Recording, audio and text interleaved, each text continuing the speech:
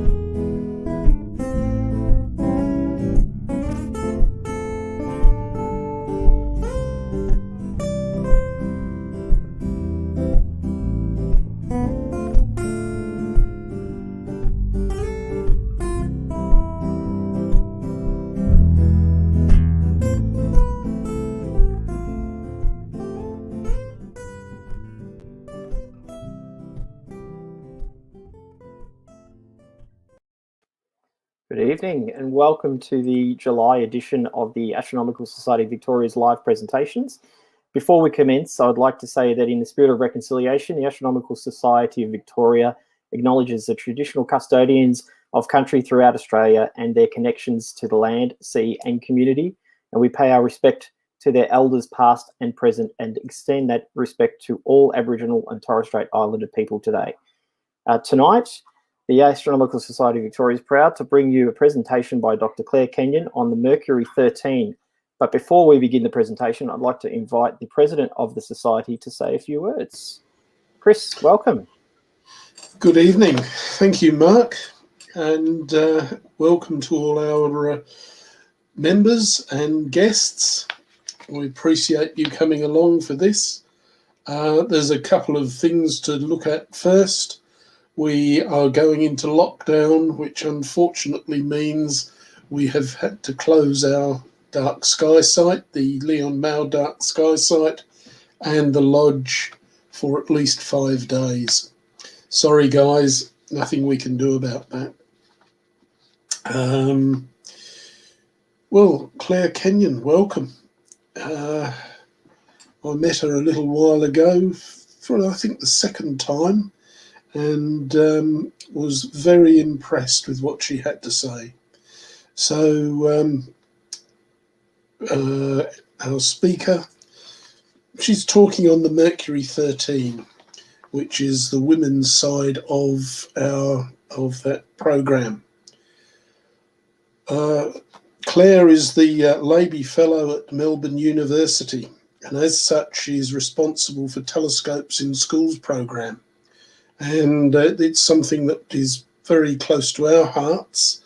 And one of the things she is really passionate about, as you get to know her, is that she's an advocate for STEM, and in particular women in STEM, obviously. So without too much more ado, welcome Claire, and I'll pass it right over to you. The floor is yours, Claire. I'll share your screen. And when you're ready, you can take it away. Thank you so much for that warm welcome, Mark and Chris. I'd also like to start by acknowledging and paying respects to the past, present and future traditional custodians and elders of this nation and the continuation of cultural, spiritual and educational practices of Aboriginal and Torres Strait Islander peoples. Particularly, I'd like to acknowledge and pay respect to the Bunurong, the Aboriginal Australians of the Kulin Nation, and the traditional people and custodians of the land extending from the Werribee River to Wilson's Promontory and the land on which I am privileged to be living and working today and coming to you from today. Okay, so I am going to talk to you about to the moon and beyond, but no, not you. And I'm, of course, talking about the Mercury 13. Some of you may have seen that movie, but we're just going to pretend that you haven't, and we're going to work our way through. I'm more than happy to answer questions at the end. There should be time for that, but it's very hard for me to focus on any questions during the talk, so please be patient.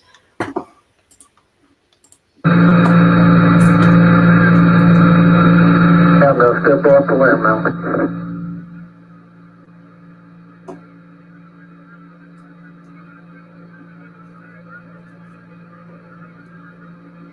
That's one small step for man, one giant leap for man. The moon, the object of humankind's desire for a very long time. For many, it represents mystery and hope, and also the possibility of further travel and exploration in space. For others, it's a reminder of the life they might have had. First of all, I'm going to start you off with a little timeline. For many of you, you're probably familiar with at least some of these events that have occurred, but it's probably worthwhile just looking at that decade to situate ourselves within this important time and to understand why everything came about. Most of you would be familiar with Sputnik 1. The Sputnik 1 satellite was launched by the USSR, so the former Soviet Union, on the 4th of October in 1957. It was the first man-made object to leave the Earth's atmosphere, weighing only 83.5 kilos. It was described at the time as a remarkable achievement, and it really was. This sparked, or at least contributed majorly, to the Cold War. So this was a time of geopolitical tension between the US on one hand and the Soviet Union, two major powers in politics on the Earth, and their respective allies. The US were particularly concerned from a military perspective because capabilities to reach space indicated that the Soviet Union had made vast improvements. And obviously that came with threats to military and their munitions, particularly missile technology. In November 57, Sputnik 2, carrying Laika, a small stray dog from the streets of Moscow, was launched.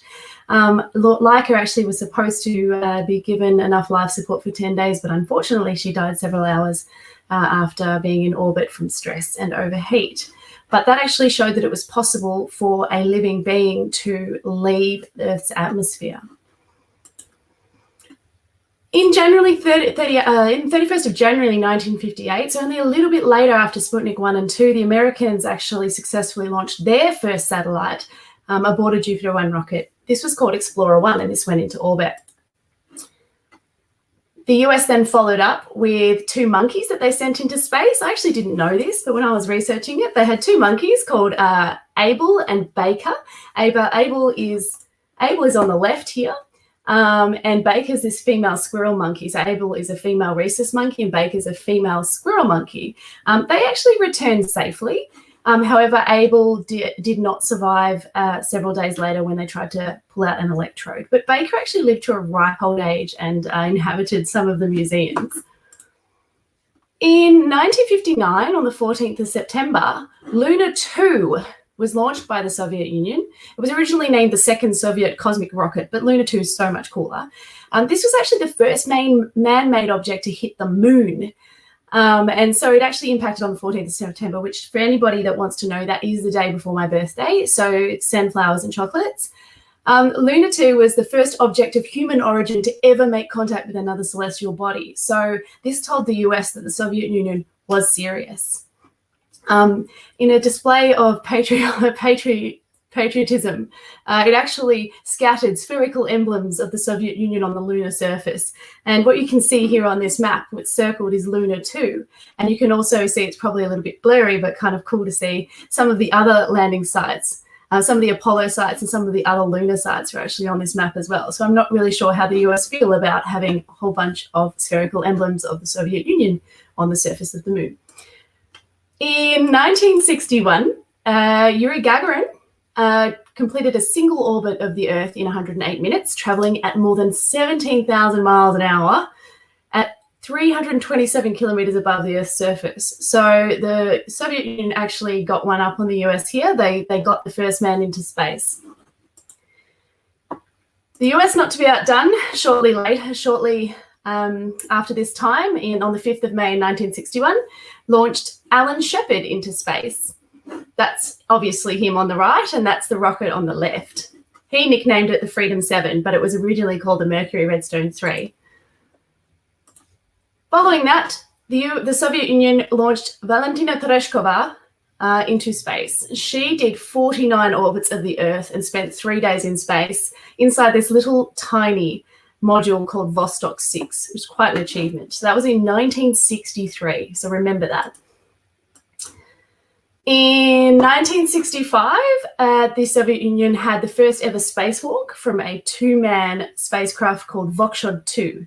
And the man on the left is Alexei Leonov. He's the first person to have ever walked in space.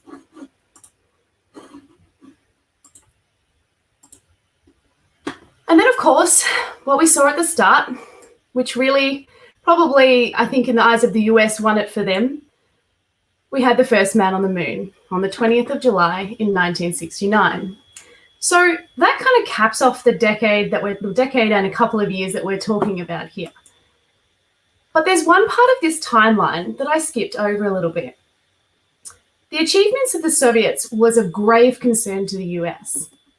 The US Air Force and the National Advisory Committee for Aeronautics, or NACA, NACA, focused heavily on putting a human in orbit, launching a mission called MISS, M-I-S-S. And anybody sitting at home who likes a good pun will enjoy the fact that this stood for Man in Space Soonest.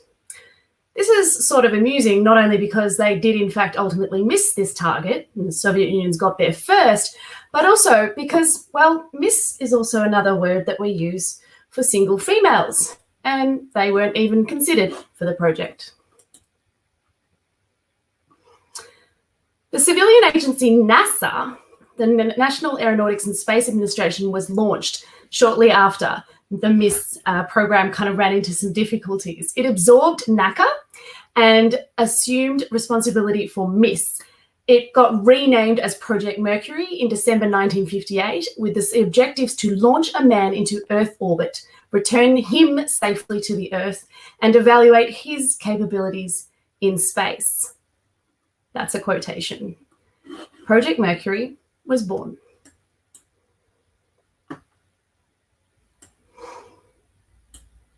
So what was Project Mercury? It's quite important for me to get through Project Mercury first before we actually talk about the Mercury 7, and then I'll take you on to these Mercury 13. Project Mercury was a pool of 508 military test pilots. And that's important for you to remember. Of that, there were 225 Air Force, 225 Navy, 23 Marine Corps, and 35 Army. The criteria used here to even consider these military pilots beyond the screening process was they had to be less than 40 years old. They had to be less than 5'11" or 1.8 meters. They had to be in excellent physical condition, which you would kind of hope being in those positions in the military. They needed a bachelor's degree or equivalent. They needed to be a graduate of test pilot school. They needed to have a minimum of 1,500 hours total flying time, and they also needed to be a qualified jet pilot. 110 pilots were identified through these records, through records by Charles J. Donlan, a NASA researcher and manager, Warren J. North, who was a test pilot and aeronautical engineer, and Alan O. Gamble, who was an industrial psychologist at NASA. I'd love to know what that means. These three guys got together and basically wrote the job description of what it was to be an astronaut. And then another psychologist called Robert Voas actually went through all of these records, and they pulled out 110 people. 47 were Navy, 58 were Air Force, 5 were Marines, which means that 0 were Army. I've always wondered about that.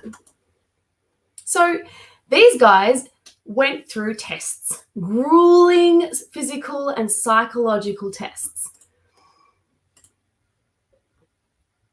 The guy that came up with these tests was a flight surgeon, a former flight surgeon called Dr. William Randolph, or Randy Lovelace. He was an aerospace physician and the head of NASA's Committee on Life Science. he developed all these physical and mental tests to ensure these astronauts would be able to handle the rigors of operating in microgravity. All this despite the fact that it was basically unknown. They didn't know what they were testing for, so they tested everything. These astronauts were split into 3 groups in order of most promising.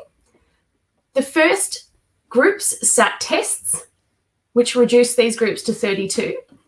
Interestingly enough, the third group of people never actually sat the tests because NASA said, you know what, we reckon we're going to get 12 out of these 32 that pass these tests. But they actually only, at the very end of all of these tests, only managed to get 6. And because they were so embarrassed about 6, they added another one and said 7. So the 32 got reduced to 18, then it went to 6, and then it went to 7. So this was actually the Mercury 7. So who were the Mercury 7? They were Alan Shepard, Gus Grissom, Gordon Cooper, Wally Schirra, Dake Slayton, John Glenn, and Scott Carpenter. Now, the final 2 of those are actually quite important to the Mercury 13 story. And the first one you might recognize as being the first American in space.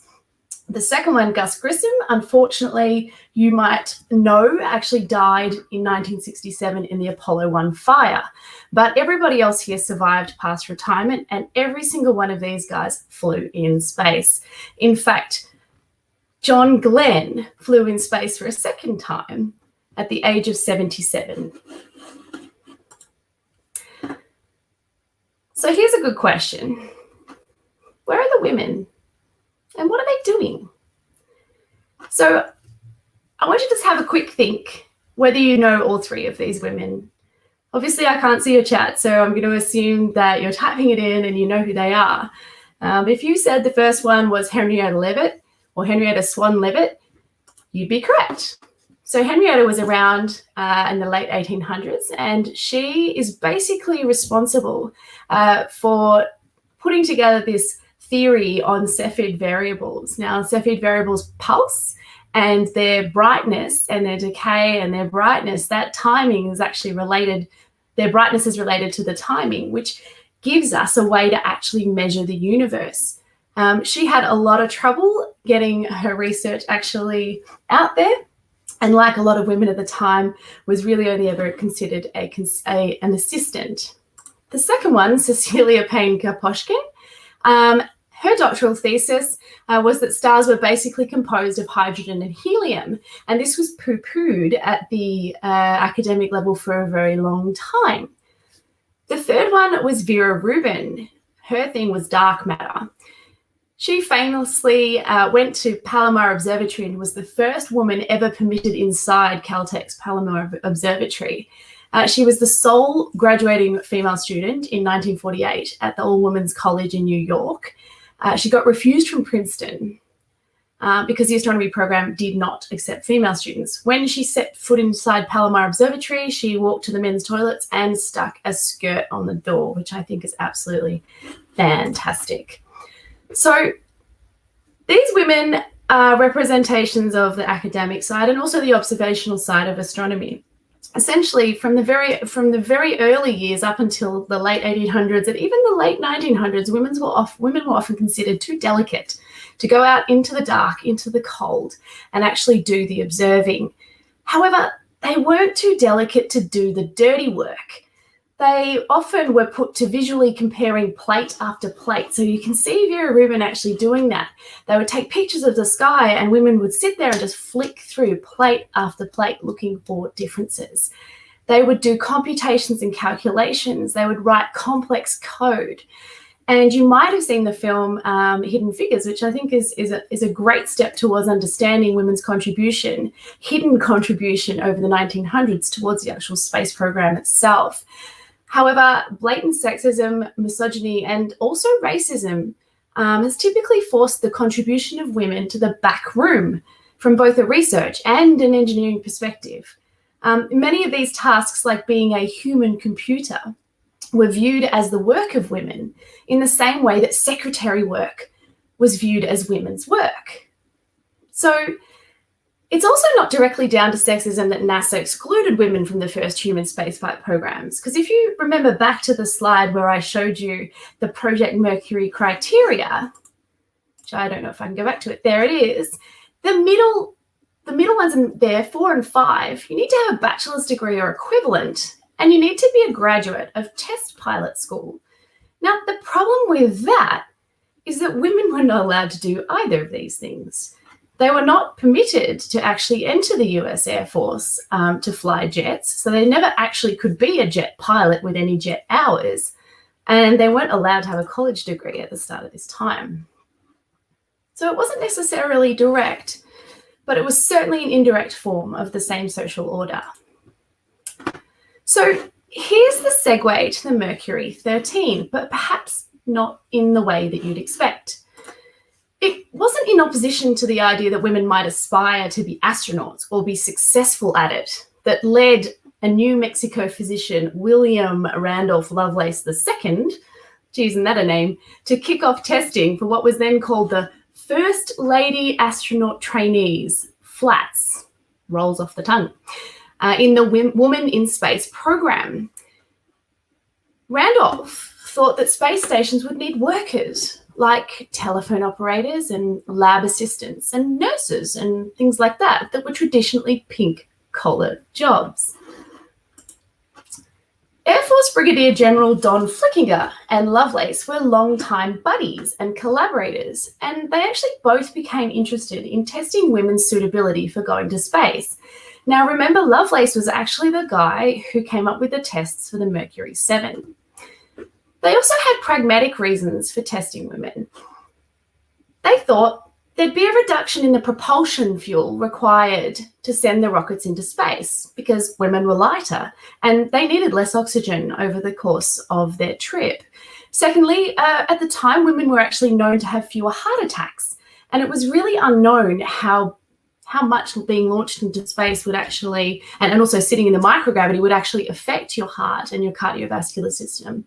And thirdly, one that I find very, very amusing is that they thought that the internal reproductive system of women was less susceptible to radiation than that of men. Also, there was actually data at the time that suggested women could outperform men in enduring cramped spaces and withstanding prolonged isolation. I guess with the impending lockdown coming from Melbourne in a few hours, we're all going to be testing that shortly. Anyway, so Lovelace and Air Force Brigadier General Don Flickinger invited a single female pilot, Geraldine or Jerry Cobb, in to have a crack at these tests that Lovelace had made for the men. General Don Flickinger had actually tried to do this project himself, called Project WISE, which was Women in Space Earliest. And Jerry was actually the only person that was ever invited to do it, because by the time that NASA actually found out what was happening and the government found out what was happening, they basically canned the idea. However, the news that the Soviets were planning on sending a woman into space really spurred these guys on into trying something new. Basically, Lovelace was friends with a lady called Jackie Cochran. Now, Jackie Cochran was the wife of a very, very famous and rich businessman. And she was actually an aviator herself. She was world-renowned. She'd set numerous speed, distance, and altitude records and won a lot of awards. She also founded the WASP program, which was the Women Air Force Service Pilot, which flew military aircraft domestically so that the male pilots could actually be freed for war services. And she received a lot of awards in her time. She put her money and her husband's money towards this program. So she actually funded the program once they wanted to move on and test more people rather than just Jerry Cobb. So what they did was Jerry Cobb and Lovelace sat down and they went through the records of 782 female pilots. They looked for these criteria. The women needed to hold a commercial pilot's license because, remember, they couldn't actually be flying jet planes in the military, even though some of them actually were instructors in the military. They had to have 1,000 hours plus of flying experience, and they needed to be healthy, determined, and accomplished. There were 782 records, And Jerry and Lovelace looked through and found quite a few. They found 25 of them to invite.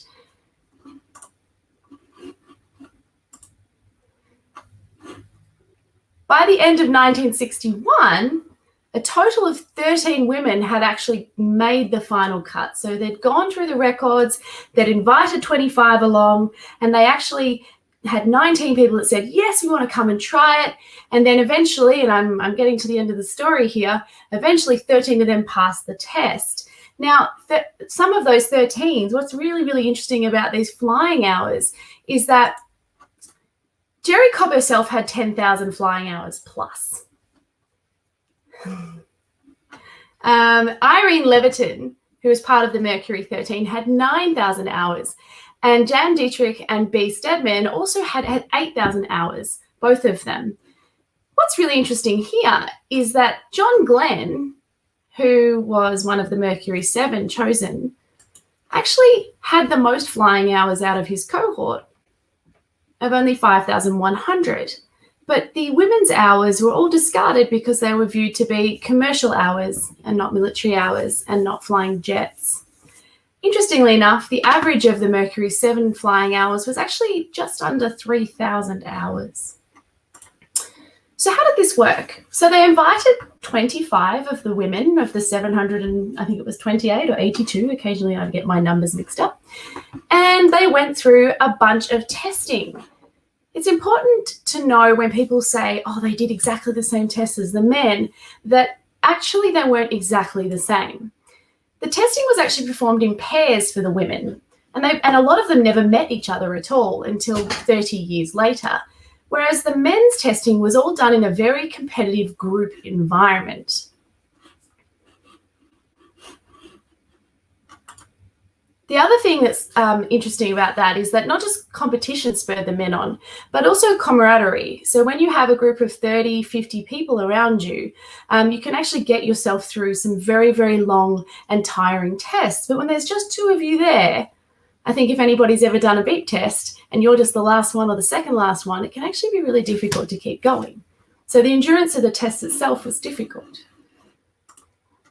So they did some general physical examinations, and my skin crawls at the thought of all of these physical examinations. This is the exact same testing schedule as what the men went through. So I'm going to politely try and summarize what they were. They had full body x-rays.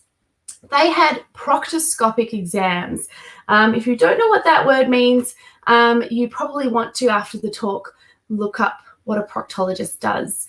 But probably don't linger on it too long. They also had to have ophthalmological exams, which is basically where they look at your eyes. They had neurological tests, looked at their brain and their neurological function. They checked the heart, so electrocardiograms, and the brain, so electroencephalograms. And they also took blood, urine, stool samples. One thing that the men did not have to go through, which is probably fair enough, was a gynecological exam. But, you know, women had to go through that as well. They also had to then go through a bunch of physiological testings.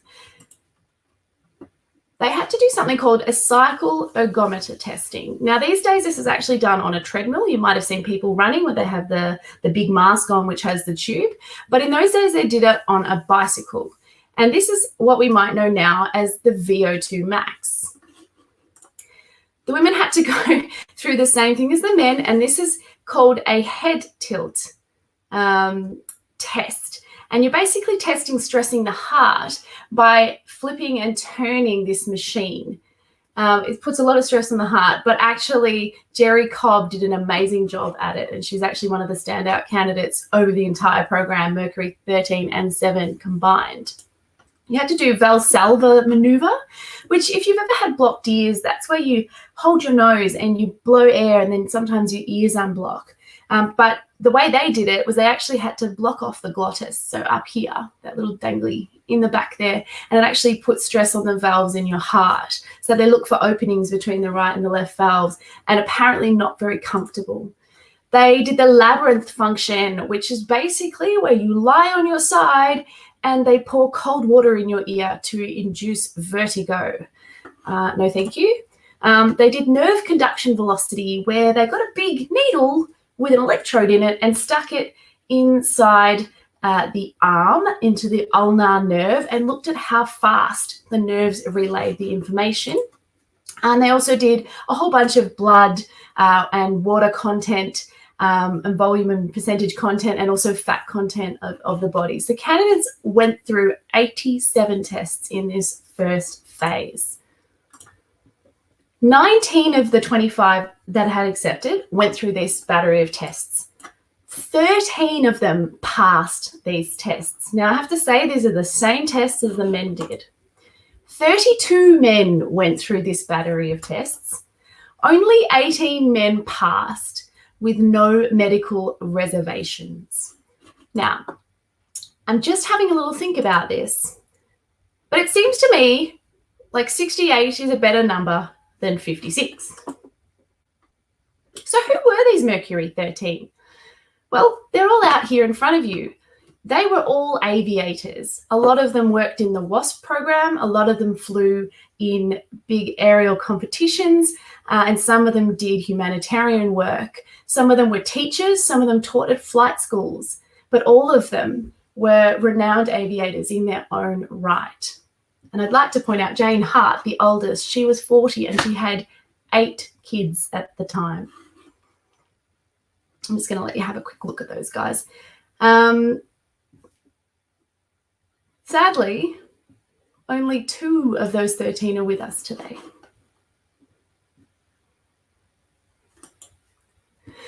So 19 women went through this battery of tests, and they didn't go through at the same time. They went through in pairs, and the pairs didn't go one after the other. It was whenever they could get time to do it, because they all had their jobs. So the program was actually unofficial. It wasn't run by the government. It was actually run by Lovelace himself. First he financed it, and then Jackie Cochrane financed it. So it was actually not done as an official program at all.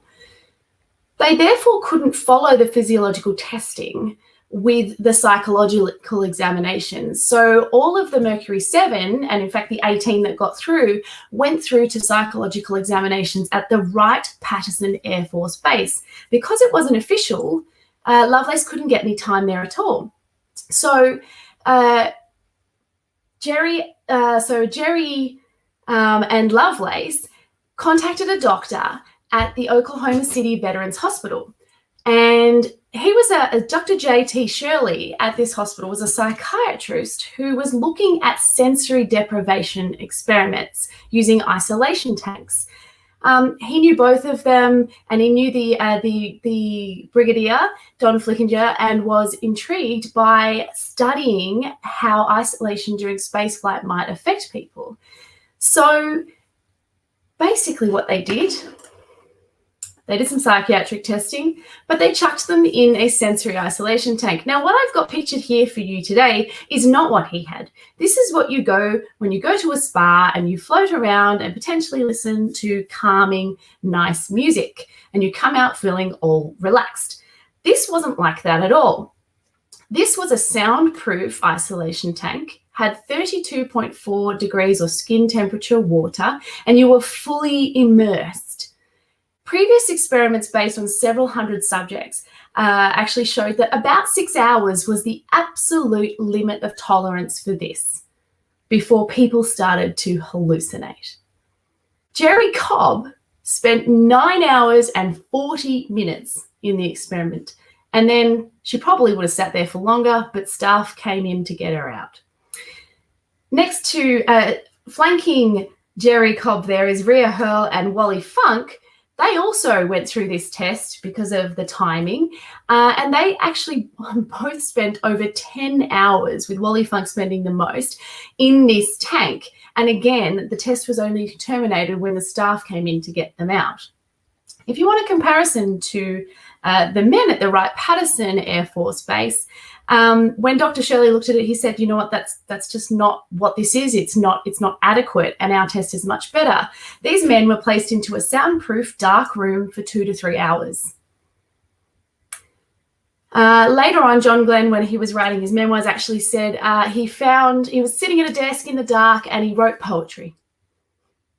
So quite different, I must say, to the tests that the women went through. And I want to just remind you at this point that only 56% of the men passed.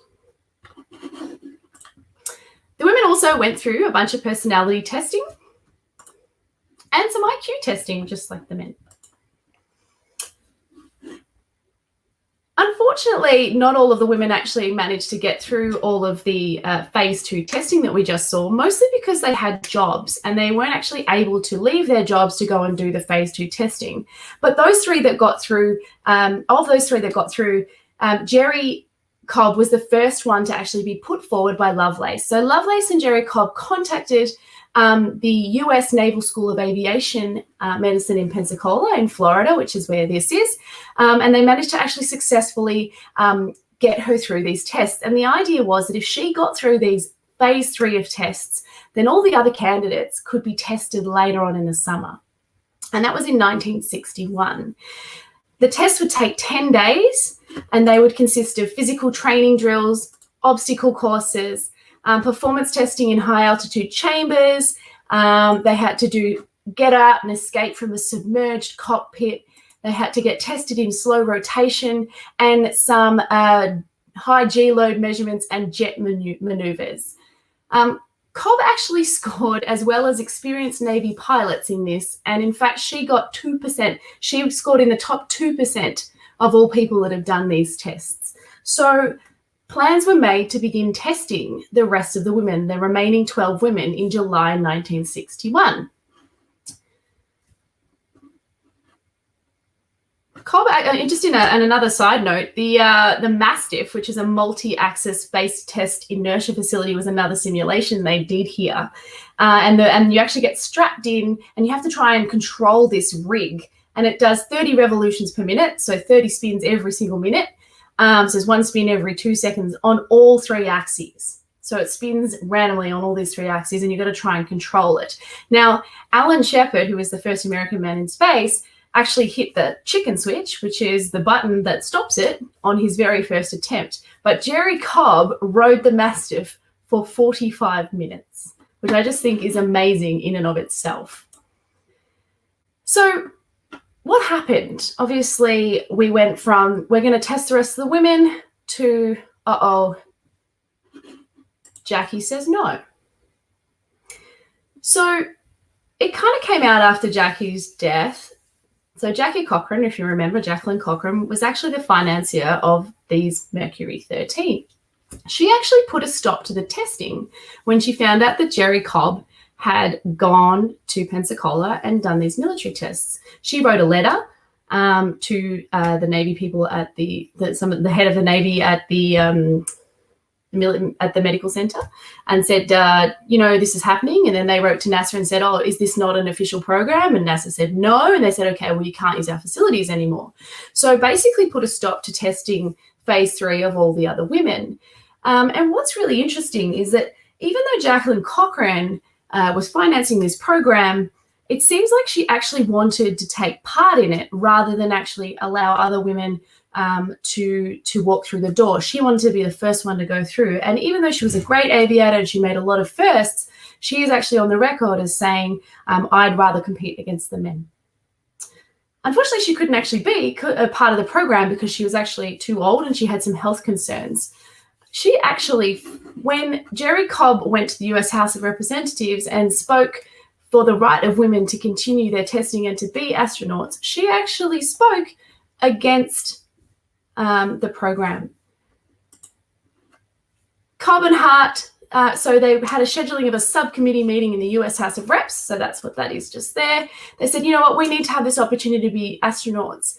And Cochrane said, no, it's got limitations. We need a bigger, larger program, and I need to be part of it, and I need to be a big part of it.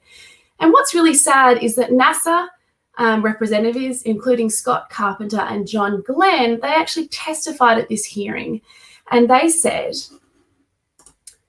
women are not interested in pursuing astronaut training, number one. Women are not qualified. number 2. And finally, which is the kicker for me, the prevailing social order does not accept women in this role. After they said this, the hearings were concluded. And ultimately, all of it ended when Valentina Tereshkova became the first woman in space for the USSR on June 17, 1963. That removed the last motivation for pursuing the US Women in Space program and the final nail in the coffin for the Mercury 13. What's interesting about some of the numbers that came out, which were actually lost. So even though these women went through all this testing and we have a couple of their VO2 max numbers, suspiciously, all of the data was lost and never written up, partly because of the sort of lack of favour of women in space at this time. There was only one article that came out, and this came out in 1964, written by Betson and Seacrest. And this actually happened after the women's program sort of died. And what I'd really like to point out to you here is the focus on things that simply were not a problem during the testing. The authors observed that the intricacies of matching a temperamental psychophysiological human and the complicated machine are many, and obviously both need to be ready at the same time. And then they said, it seems doubtful that women will be in demand for space roles in the very near future, which is kind of strange considering that Valentina was up there. How wrong they were. And honestly, it should mean that I can't even use my computer. So what happened after these flats? So far, none of these amazing women have made it into space. But they have paved the way for other female astronauts who have shattered this glass ceiling for women at NASA. Women such as Sally Ride, who you might know, Sally Ride. She was an American astronaut and physicist, and she became the first American woman in space and the third woman in space. The Russians got their first and second, or the Soviet Union. Eileen Collins was the first female pilot and first female commander of a space shuttle. And it's actually here that some of the members of the Mercury 13 met for the very first time 30 years later after their program. Mae Jemison here was the first Black woman to travel into space when she served as a Michelin specialist. And she also orbited the Earth for nearly 8 days in 1992. Peggy Whitson was the first female commander of the ISS, and she broke the record for cumulative total days spent in space by any NASA astronaut at more than 534 days, which was then broken by Christina Koch with Jessica Meir, who was also the first woman to participate in an all-female spacewalk. And in 2019, Koch actually broke the record for the longest continuous time in space by a woman. Finally, I just want to wrap up with some good news, and that is that one of the 2 surviving Mercury 13, Wally Funk, who is probably one of my favorite people, she's actually 82 years old, and she was ultimately barred by NASA. She never made it into space, but she always said she wanted to, so she said, I'm not going to give up. She's actually going to make it.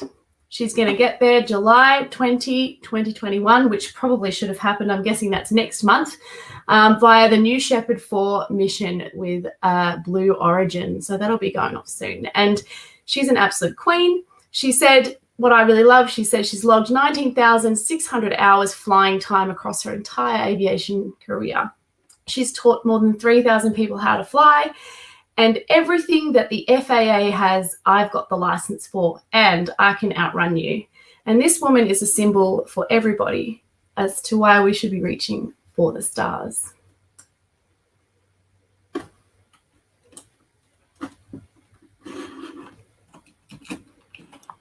Wonderful. Thank you very much, Claire. Not sure if you can hear me there. So we have, I think there was a question. I believe you had answered, but we'll go back to it anyway. And that was Redstone part of Mercury? I feel like I know where you're heading with this. Hidden figures, question mark. So Adam wants to know, was the Redstone, was it part of the Mercury 13? I'm trying to find it. Oh, we're all the way up there. Hello. Yeah. Hidden Figures, I think, was was about the computers in so Hidden. I have to be honest, I haven't seen it. Hidden Figures is about the women computers basically, and also the black women doing the computations and the code behind the launches, behind the space. Yeah, I think what he was asking is was Redstone, or was that part of the Mercury? So Redstone. No, the Redstone 3. What was that? What did I say? The so you mean the Alan Shepard one with the getting the men into space? Yes. As far as I know, he called his Freedom 7 the Redstone 3. That was the type of rocket. But most of the time, the commanders get to nickname their missions. I have to just try and find that slide. Sorry. It's back in the timeline. Yes. There we go. If anyone else has any other questions while Claire's looking this up, pop them in the comments section, and we'll get her to answer them. And then once we've run through that, we have Russell Cockman coming to do a tour of the night sky for us to let us know what's up at the moment. Oh, so can I just ask the Mercury? What was the question? I haven't gone through the chat questions yet because I can't see them.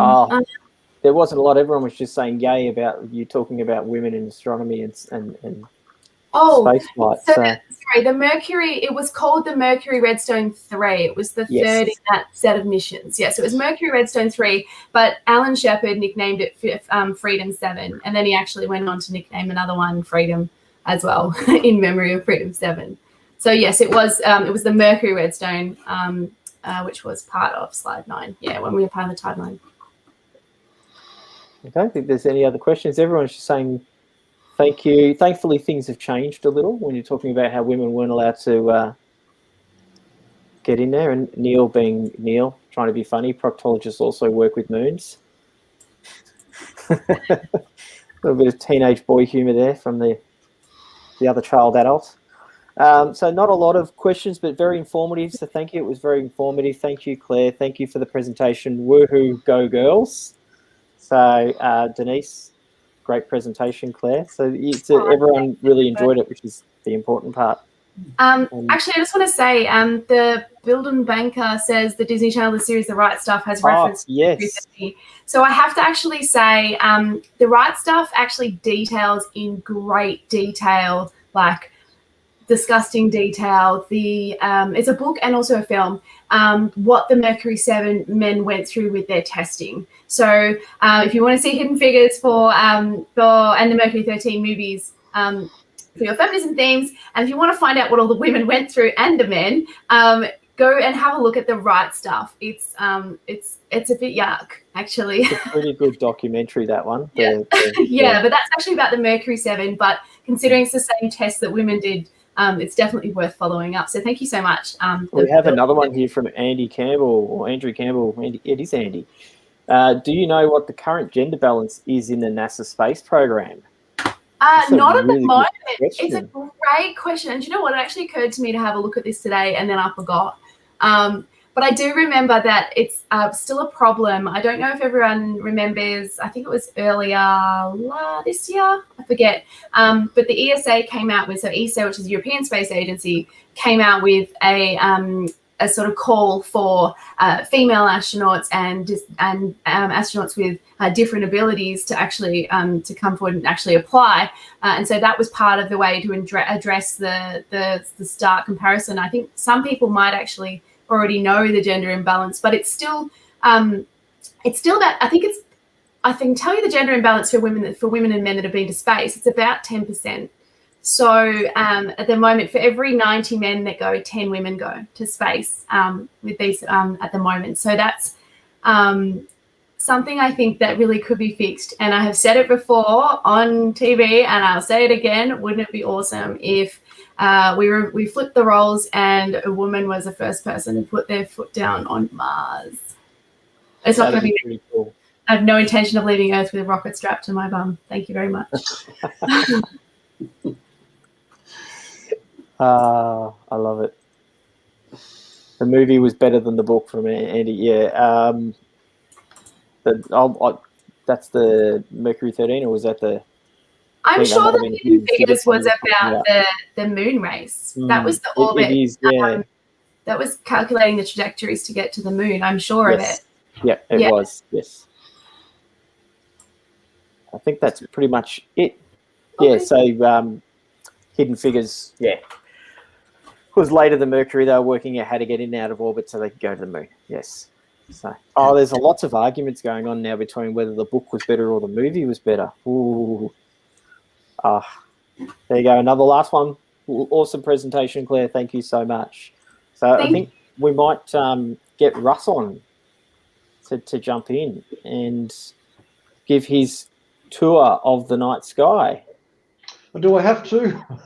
Anyway, Claire, thank you very, very much for that talk. It was most, very illuminating and eye-opening, and the tortures that the women had to go through to even to even be considered to be valid for doing the work is extraordinary. So thanks very much for sharing. I just want to say I don't want to hate on anybody either. I think to forget the past is to repeat the past, and I think all we need to do to move forward is to make sure that we are moving forward. So thank you so much. It's true, but it's not all dire. We just need to be very sure about what we're doing and deliberate in what we're doing.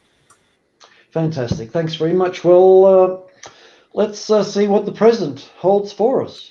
I think Russell, you might need to. Here we are back. There we go. So Russell, the floor is yours. Well, thanks very much, Mark, and thank you everyone for joining in for the Sky for the Night. So the presentation tonight will be similar but different to what we've had in the past, and I hope you can hang in there. So I have to say, the program that I'm using is a program called Stellarium, and it's version 0.21.1. And the great thing about Stellarium is that it's free. It's a very powerful program. It's got lots of features, and it is constantly updated as new information comes to light. So, and there's no pun intended there. So please go out and download Stellarium and have a lot of fun with it. It's great fun to have a look at. So here is the time at present. Is that someone snoring? So we have some planets in the sky tonight. Now, for pretty much the majority of this year so far, with COVID and all of that, we really haven't had an abundance of planets in the evening sky. But here we have Saturn and Jupiter rising at currently in the eastern sky. Saturn rising before Jupiter. Fantastic. So get your telescopes out, ladies and gentlemen, and have a look at these two most beautiful planets. But if I may be allowed to just cut back the time a couple of hours, maybe to there, and we'll zoom around to the. We'll just zoom around to the. Oops. Just zoom around to the west.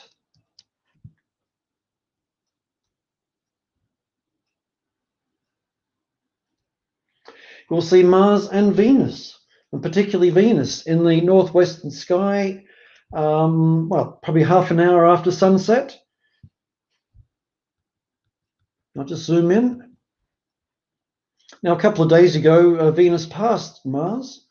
Of course, Venus is that bright white object in the northwestern sky, unmistakable to see it after sunset. And Mars, well, we had a beautiful opposition of Mars perhaps a year or so ago, and Mars is pretty much very, very relatively faint and inconspicuous now, as it's heading around the far side of the solar system. Will be close to the sun in a few months' time. Well, there's Mars, and I'd just like to play forward a couple of days.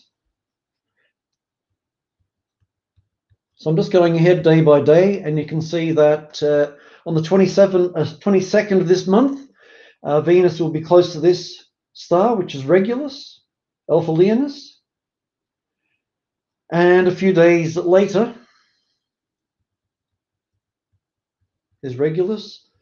Mars will pass by Regulus on the 29th of July.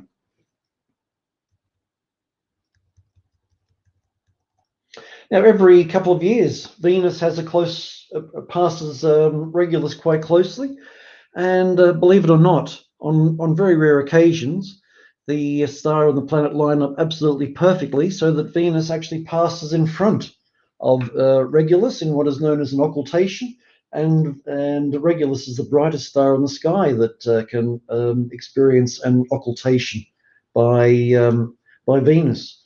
The last one was in 1959, I believe, and the next one's going to be 2060. So I probably won't be here to see it, but put it in your diaries for one of these very, very rare events. Anyhow, let's add some hours to the night. And here we are at present. And what I would like to do is just go through the first magnitude stars that are in the sky at present, because these stars, particularly if you're a newcomer to the night sky, these can serve as very, very useful signposts for you to find other objects of interest. And you can see here, this object very, very low in the south is Canopus, the second brightest star in the sky. Rising up here in the southeast is Achernar. And so Achernar is quite a funny star, actually, in that it, unlike our sun, which is a nice spherical star, roughly rotates once per month, Achernar rotates so quickly that it's actually a bit like a football in shape. It's an oblate spheroid. So its equator bulges out and its poles squash in because it is rotating so quickly, a fast rotator. We can't see that in a telescope, but these are interesting things to know.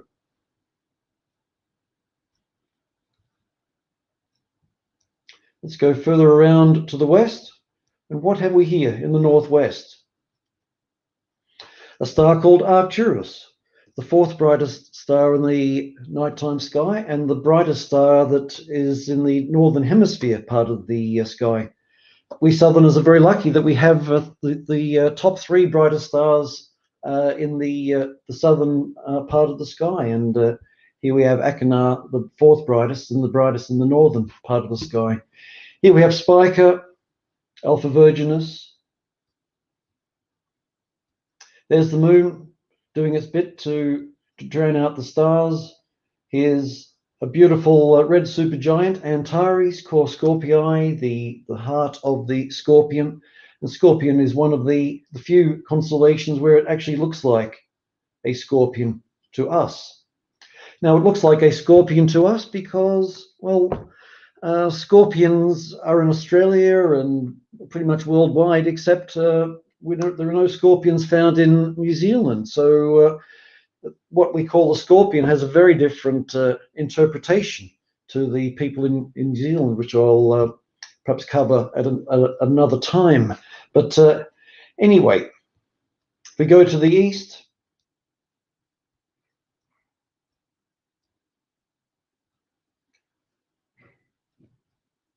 we have Fomalhaut, magnitude 1.15, rising with Gross.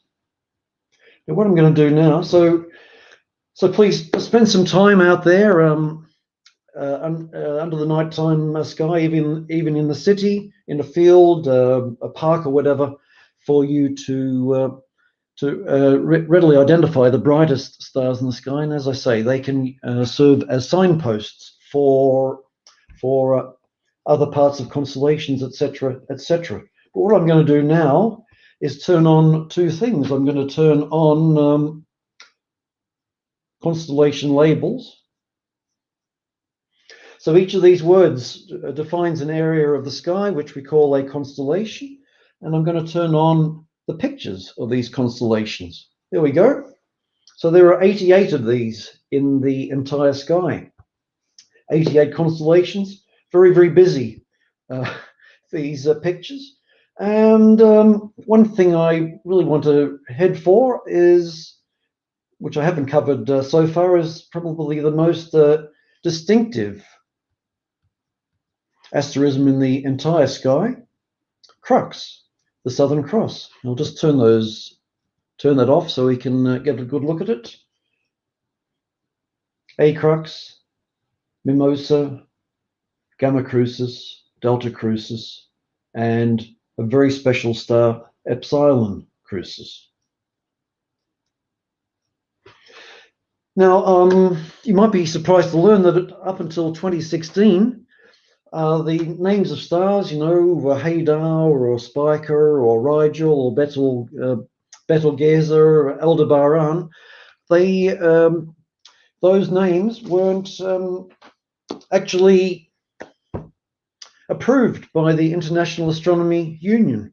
But in 2016, a study group was created to have these names put forward as recognized, accepted names for these bright stars. So isn't that amazing? 2016, and the common names for stars that we use weren't actually recognized by the International Astronomical Union.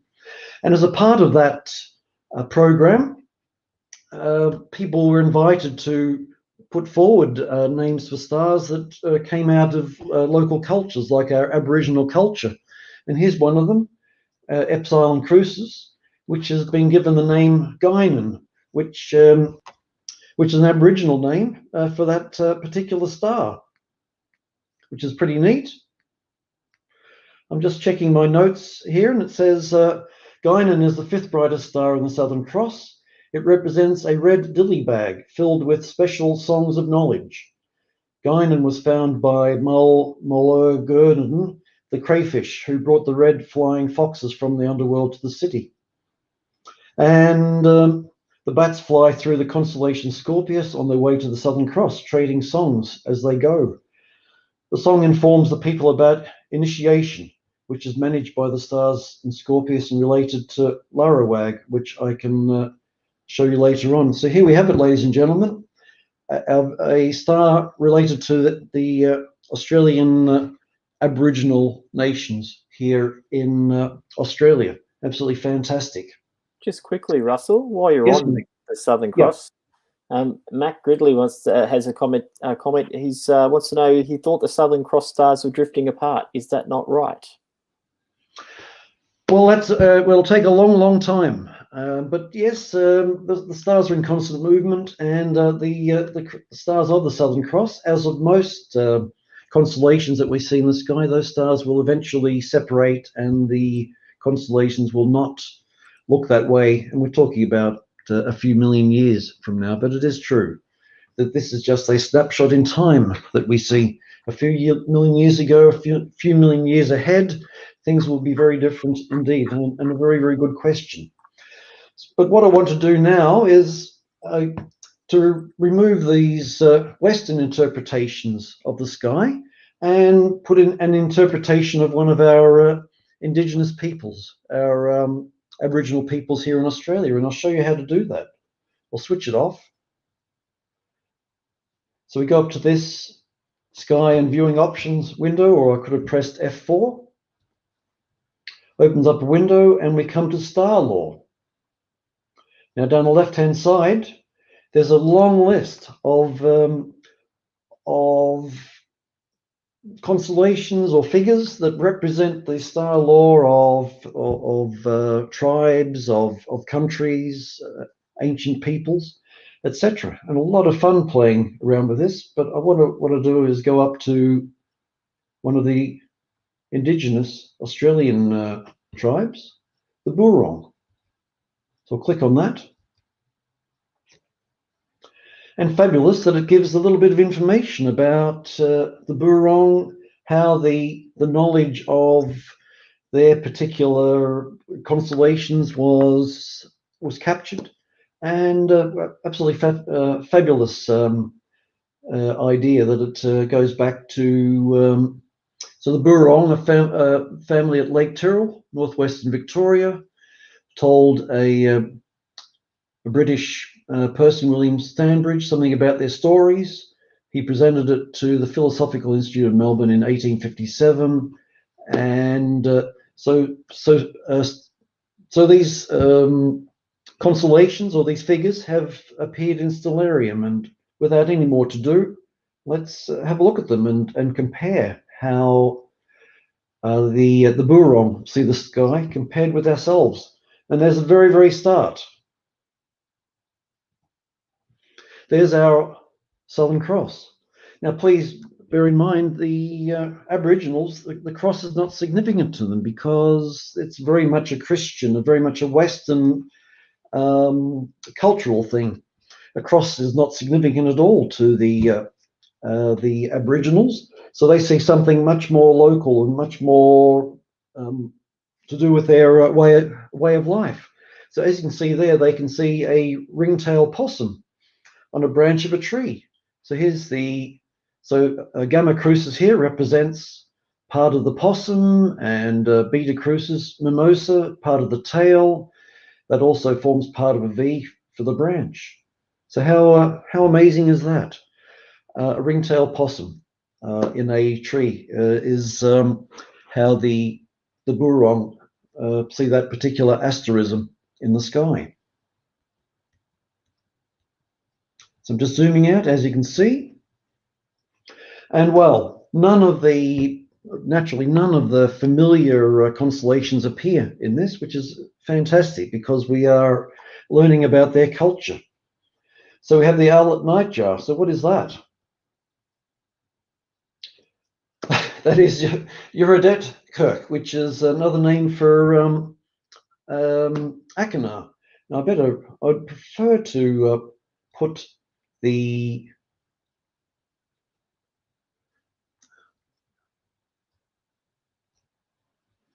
I'm not quite sure how to do that now. That's silly. Never mind. No worries. This is just to give you a quick run through of how the Burong see the nighttime sky. And there's the famous emu.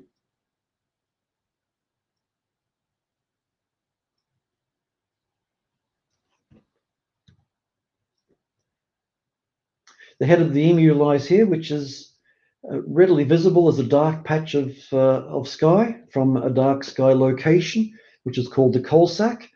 And pretty much the emu, or that part of our southern sky, represents the emu's head in many of the Aboriginal cultures throughout Australia, of which there are many. And many of these peoples have their own interpretations of the sky. So it really is a fabulous exercise in interpretation and knowledge. But I'll just put the emu back. And what I'm going to do is I have turned up the light pollution a little bit. So I'll just go back to sky here and stars. Not quite sure now. Don't worry about it. And of course, the moon is drowning things out as well. Red-rumped parrot.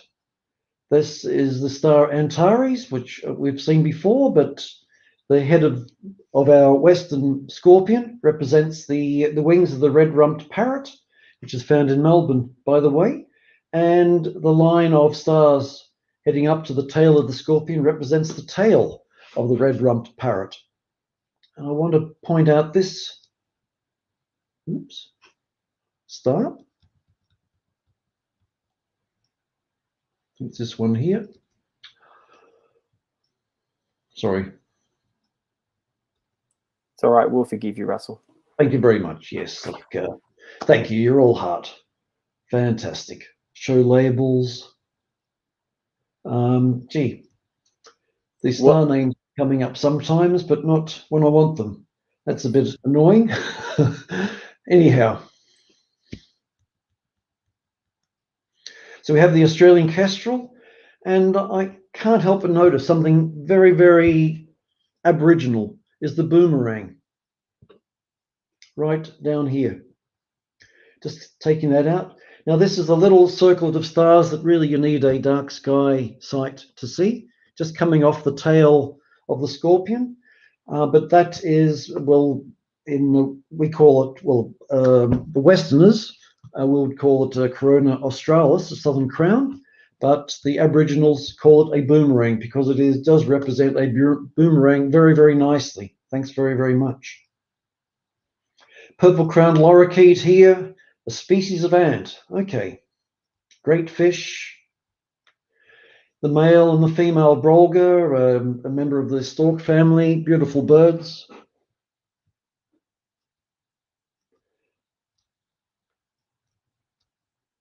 This long-maned snake looks very, very threatening indeed.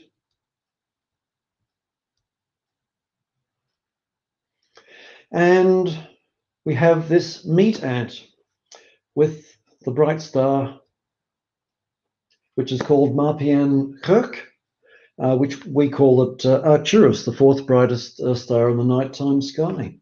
So how fabulous is that, ladies and gentlemen, that we get a deeper insight into what is the longest continuously run culture on the entire planet, over 65,000 years of continuous culture from our Aboriginals represented in the sky. How beautiful is that? So I think I'll just finish there, ladies and gentlemen, because, well, there's a lot more to talk about, but perhaps I'll save that for another time. I do thank you very, very much for your attention, for signing in tonight, and hope to see you again sometime. So thanks very, very much. Thank you, Russell. Now, I think Chris had some words to... Thank you, Mark. Yep, next month, let's talk about next month quickly. In part, it's going to be a special general meeting. So we will be meeting on Zoom so we can all vote. And what we're going to try and do is change our constitution from the constitution to the model rules. The model rules are the Department of Justice's idea of how we should be governed, and whether we actually like it or not, the model, they say that where our constitution varies from the model rules will have effect. So basically we've got the model rules really whether we like them or not. So we'll be having a vote. We'll be on the Zoom program so that we can all vote. And what we've done is we've put all the details on the website so you can compare our model rules with our constitution. So please do that. Please be prepared to vote next month. And your committee, our council, has endorsed this change. I think that will do for me tonight. Apart from thank you, Claire. That was a fabulous talk. Thoroughly enjoyed it. Over to you, Mark. Okay, so I just wanted to let everyone know that next month we'll be getting a presentation by Katie Orchedel. I hope I said that right, Claire. Yep. Not sure what her topic will be just yet, but we will let you know when we know. We also have, obviously we were meant to have our public stargazing event on Saturday night, and lockdown has ruined that. So instead we're going to do a live stream, which we have termed the, hang on, what was it called again? It was called the Lockdown Live Stream, the Prisoner Edition. So we have our live stream team who have put together a list of objects that we're going to look at, which are all objects that we would have looked at on Saturday night. We will be dodging clouds, so you'll have to bear with us on that, but it'll be from about 8 p.m. on Saturday night. And some of us may come dressed in prisoner gear, you never know, see what happens. But yes, thank you very much for everyone for joining us on this month's live stream, and we'll see some of us on Saturday night at about 8 o'clock. Keep an eye out on Facebook and YouTube for those links to pop up. We'll be putting those together over the next day or two. And other than that, we'll say goodbye for now. Good night.